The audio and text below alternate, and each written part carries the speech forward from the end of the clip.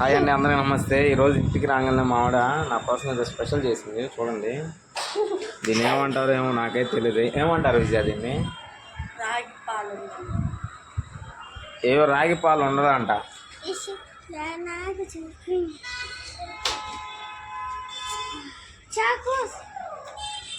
మా పెద్ద కొడుకు తింటున్నాడు.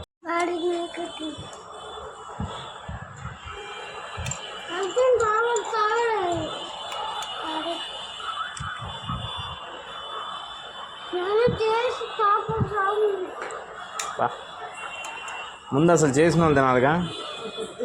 తిను కదా.